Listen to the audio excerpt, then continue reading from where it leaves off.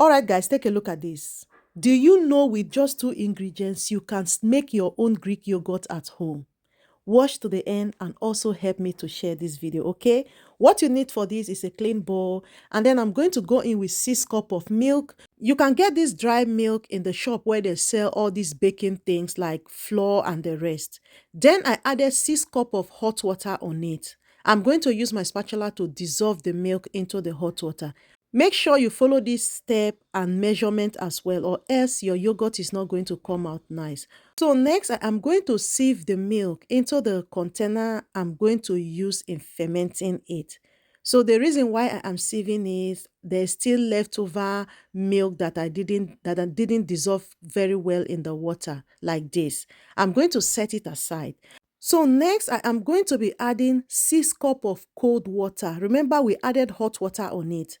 And then I'm adding 6 cups of cold water on it to give it that room temperature.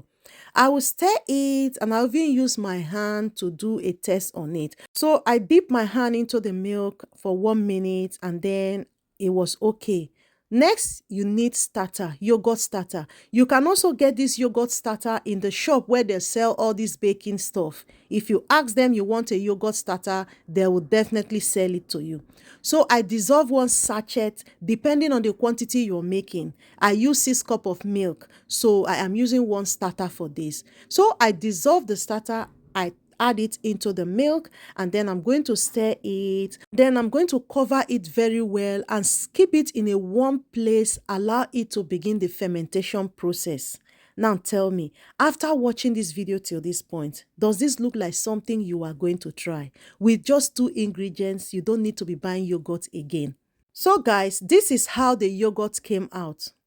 I left it for more than 8 hours. I think maximum you can leave this yogurt is 8 hours. But I did it in the morning and I went to work. I came back very late at night and this is the result I see.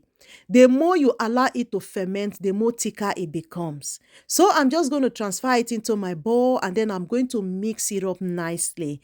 And that is it. I have just made my own yogurt at home. With just 2 ingredients, you can start your yogurt business at home. Like if you want to make strawberry yogurt, you've just made yogurt.